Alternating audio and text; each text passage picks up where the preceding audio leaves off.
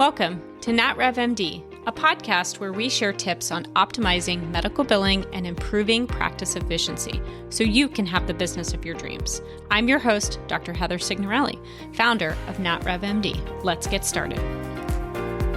I am so excited about this episode because we have so many amazing OBGYN practices, and this is going to change how OBGYN billing is done.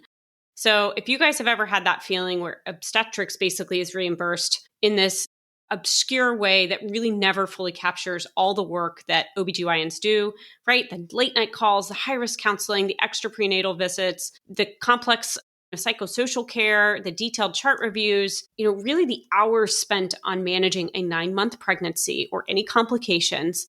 And yet all of it is basically forced into this global payment that barely reflects the complexity of modern maternity care. Well, that model is actually getting ready to be blown up. And it is all getting ready to change in January of 2027. And we don't know all the rules yet. So today I'm going to talk about what we do know. But we do know that for some practices, this change is actually going to be good news. And when I brought this to our OBGYN team, one of them actually commented that we have a practice that is already helping to pave the way and coding in a way that makes sense to basically communicate the complexity of their patients' situations that are going on. So today we're going to walk through what's happening, why it's happening, what we know so far, what we don't know, and basically what your practice can do to prepare. So this episode is going to be a game changer for OBGYN practices across the country. As you guys know, I'm Dr. Heather Signorelli, and this is the NatRevMD podcast where we help do medical billing for private practices. And we love OBGYN practices. This is a subspecialty knowledge that our team has. I really think we have some of the best OBGYN billers out there. They're extremely knowledgeable, OB subspecialty certified from a coding perspective. So let's start with the big question. Why is there a change going on right now with regards to obstetric billing? According to ACOG, the global obstetric codes are basically no longer reflecting the standard of care that physicians provide today. And really, any of the physicians who provide this care today could tell you that. So we all know that payment for obstetric services, when global codes were created, it was decades ago. Prenatal care looked very different. We didn't have routine depression screening. We didn't have the same social determinants of health. We didn't have the same level of genetic counseling, vaccine counseling, nutrition counseling, just all of the monitoring that goes on has just changed from decades ago. And so all of these components have become standard expectations. And also women are having care later in age. And so that also changes the complexity of a pregnancy. And so the payment structure never changed and it hasn't evolved. And so now it's time for that to evolve. We just don't exactly know what this is going to mean from a reimbursement perspective. My hope and my optimism is that it's going to mean practices who are caring for higher risk patients, who do have more socially complex patients, who do need more support, will be given a higher reimbursement. But I think that's yet to be seen. The global payment really rewarded simplicity, right? It didn't reward complexity or complications with regards to a 9-month term. And so I do think that practices have felt financially squeezed. And we have some practices in certain locations whose global payments are astonishingly low for 9 months of care. And of course, that's not because they aren't working hard and that they're not, obviously providing exceptional care, but it's just that the model just really doesn't reflect reality. And so we are starting to see several state Medicaid programs like Mississippi that stopped paying global maternity codes years ago because the model made it too difficult to tell what care was actually provided. And it created payment inaccuracies, a major conflicts when patients switched providers mid-pregnancy. So today's move to unbundle maternity care isn't just an administrative change. It could be a really good change if done correctly. Again, I'm optimistic here, but there's still a lot that we don't know. But essentially, I think the idea here is that it's trying to recognize obstetric care that is far more dynamic. It is complex. It is individualized more than just a single code can capture, especially for 9 months of care. And for practices who do a lot of high risk or complex care in pregnancy, this may actually finally align payment with the level of work that they're performing. So let's now talk about what's officially happening or what we know so far, right? So January 1st, 2027, basically global obstetric billing model basically disappears. So 16 codes are going to be deleted. Those include the big ones, right? The 59400, 59510, 59610, 59618, the antepartum packages, and postpartum only codes. Now, 6 existing codes like external cephalic version and fetal monitoring are being revised. And then there's going to be 12 new maternity codes that are going to be introduced. Right now, they only exist as basically like placeholder numbers. So I'm not even going to rattle those off.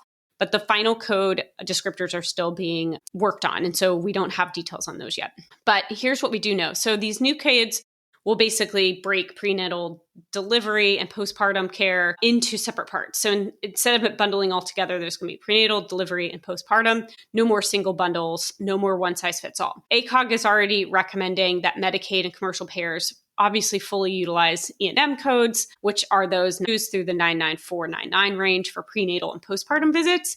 And they are also recommending using modifiers TH to distinguish maternity-related visits. But this is a huge shift because rather than being paid one flat fee for the entire pregnancy, regardless of the number of visits and complexity or the level of risk, physicians are now able to bill based on the actual care provided.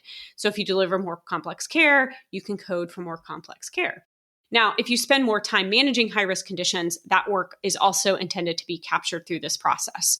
If you provide telehealth support, nutritional counseling, or just coordinating care for social services, we're hoping that all of those are going to be recognized in a different way. And so for many practices who do have more complex patients, this obviously is a significant opportunity. Now, let's walk through what we currently know. And we know that services basically provided at or near time of delivery will be separately billable. They won't be swallowed up in this global package anymore. We also know that labor management that occurs on a different calendar day than delivery or in another facility on the same day should be billed using inpatient E&M codes. So this is, some of the nuances that are starting to come out. Again, final code and releases have not come out. This is just, what we're getting from ACOG and AAPC so far. So this means that prolonged labor or multi-day management can finally be reimbursed appropriately, which is great news. We also know that multi-gestational deliveries, right? So twins, triplets, yada, yada, will be billed with multiple units of delivery only codes using some modifiers for the second and subsequent deliveries. So again, positive step for practices. It'll be curious to see how reimbursement is created for some of these new codes and really just how this is all going to add up over a 9-month period.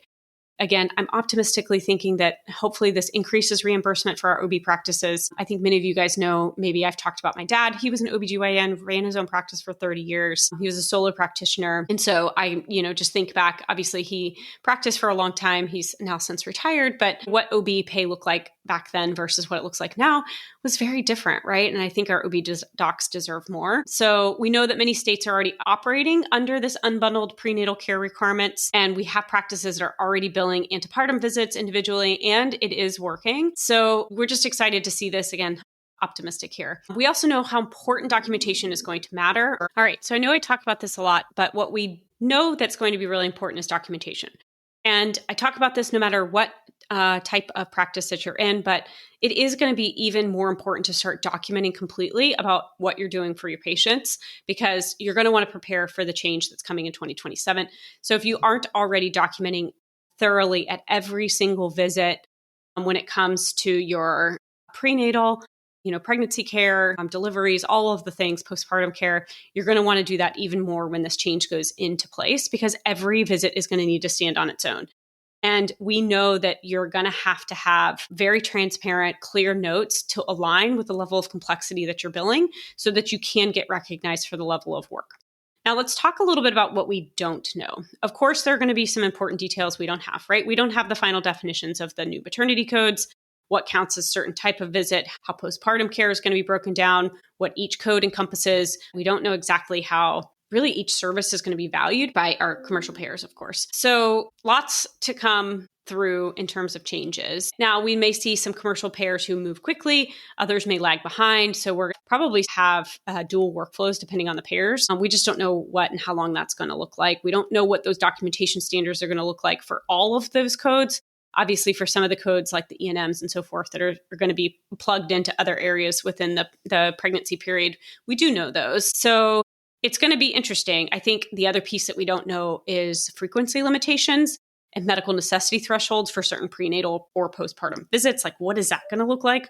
Ultrasounds, so forth. But none of these unknowns should make you worry, right? Because at the end of the day, changes happen all the time. When the changes come and we get the details, we'll be able to prepare. Sit down with your team, recognize how you're billing today. Maybe you're doing some of this type of billing already, which is great. Documentation, again, is one of the major things that you can make sure that you and your team are doing today and being prepared for the next time. And obviously, all new changes are going to take time to get used to. But I think that's why having open conversations with your billing team and understand that as these changes get put out there, right, you and your team and your billing team are prepared and will have hopefully a stronger financial position. At least that's my hope. Now, these changes could increase revenue, which is my hope, because for many OB practices, right, if you're caring for patients with hypertension or diabetes or obesity, depression, then those complications, those patients are going to typically require more care, right? There are more visits, more counseling. And so under the global period, right, those things kind of get rolled up. But under this unbundled model, every medically necessary touch point can be recognized. And again, some practices are already billing additional E&M visits to match the complexity of their patients. So I do think some of this is already going on and getting paid. And so talk to your team about what that looks like if you aren't doing that today or just evaluating. I would say, some of the ACOG conferences are already starting to talk about this. And I've seen information on their website about, watching for details and information around this. So more frequent prenatal visits and higher level E&M visits when complexity increases, again, that can all lead to increased revenue. So I think that the hope is that this new model reimburses appropriately for these higher risk patients. And again, I do think some of this is already starting to shift in anticipation of the 2027 changes. Now, I definitely don't ever recommend upcoding or doing something that's not per the code.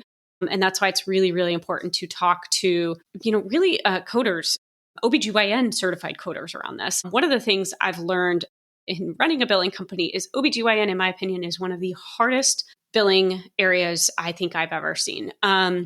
And we have many different types of subspecialties.